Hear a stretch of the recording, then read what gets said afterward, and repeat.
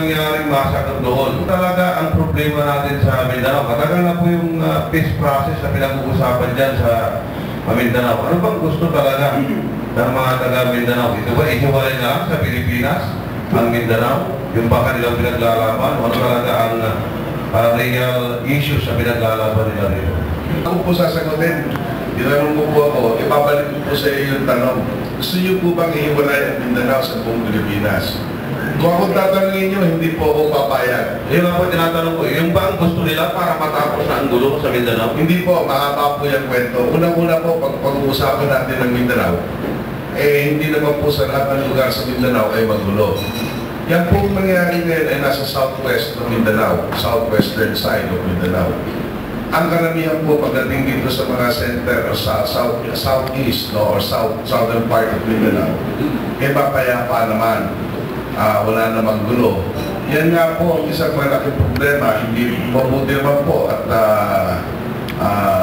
tinanongin niyo ito at kayo pala dito ay interesado din katulad namin. Ang katotohanan po nito,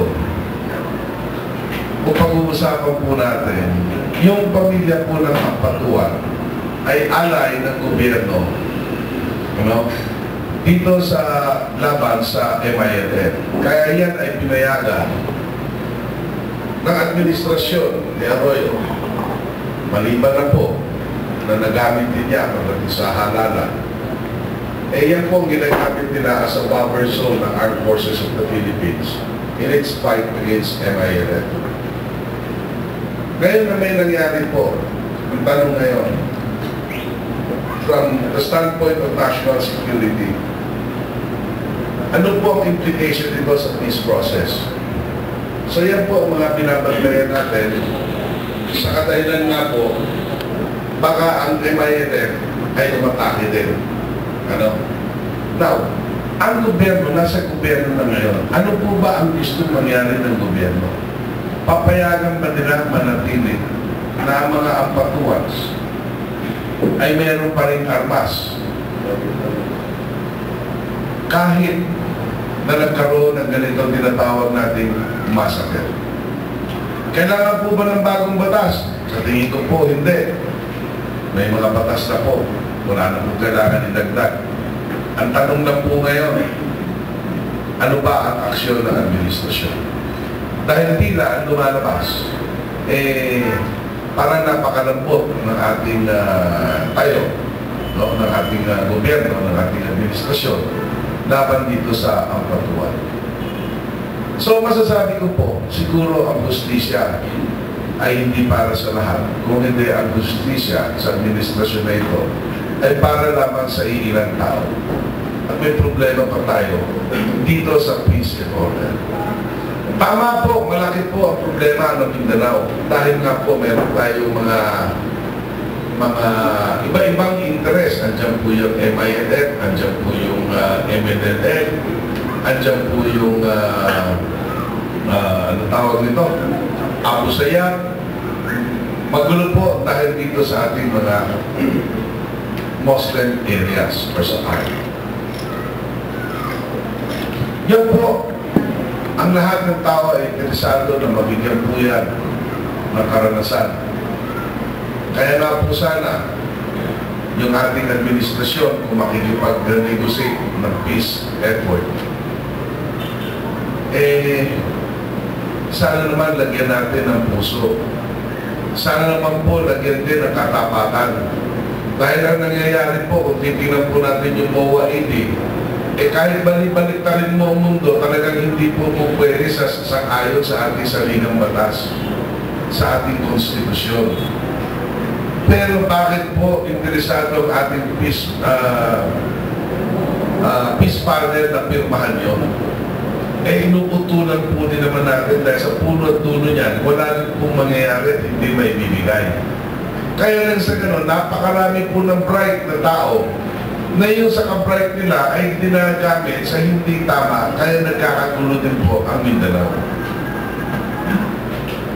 Kaya kung minsan, hindi ko po alam, kailangan ba talaga natin ng bright dito sa gobyerno?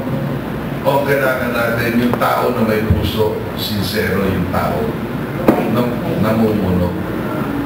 Dahil kung minsan po, pag sobrang bright, napakahaba po ng mga kontrata, ng mga agreement, wala naman po, isang word lang, magbabago na ang lahat.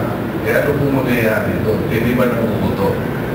Di ba gagalit po ang ating mga kababayan? Yan po ang problema sa Mindanao. Tuloy niyo lahat dahil marami naman po mga Muslim na mga Matitino. I think the greater majority of the people in the Muslim areas are really good, kind-hearted. They want peace. They're tired of fighting. Yan po ang mga sinasabi sa akin. Takot na rin po sila.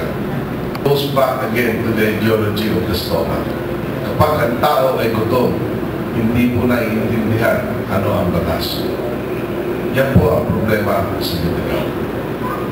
Kung titingnan po ninyo, kaya huwag po ninyong isasamahan ng loob ng Mindanaoans ay sumisigaw ng Mindanao for Mindanaoans.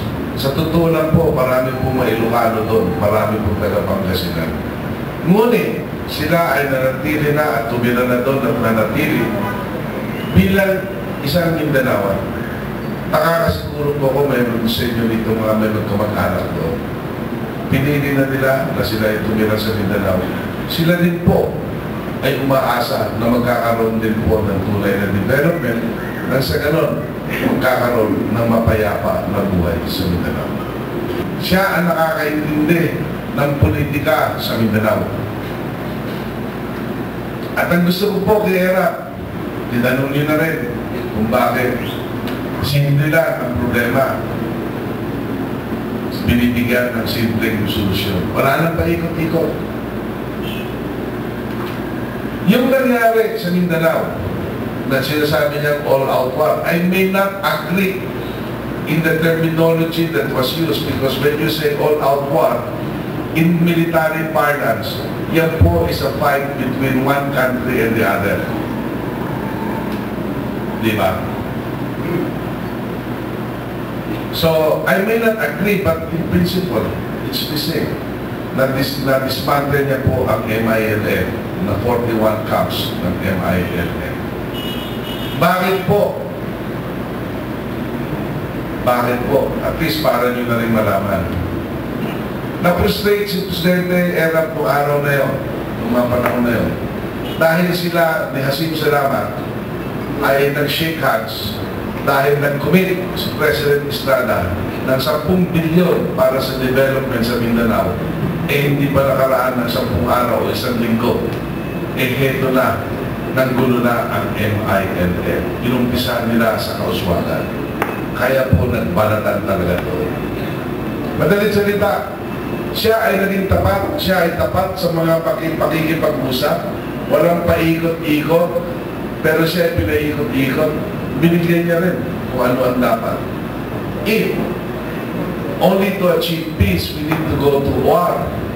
Then, if in war we can attain peace, then by all means, let's do it. All the chance were given. And at least, in his case, meron siyang kaya niyang tayuan at tinayuan niya yung kanyang posisyon at hindi siya umatras. At sa tingin ko, yun ang kailangan natin na leader para matahimik at mapayapa ang Mindanao. Huwag na hindi na po yung pinaiikot-ikot yung tao, kaya lalo nagkakaloko-loko dahil nga pinaiikot-ikot, dinadaan sa galing ng utak, hindi naman po nakakaintindihan. Ang buong akala nila, binigay na sa kanila, yung pala may dalawang sentence na pwede magbago ang lahat, hindi magagaling talo yan. Dahil kinuputulan sila. Hindi na mawawala ng wala. Yun po ang problema dyan sa Mindanao.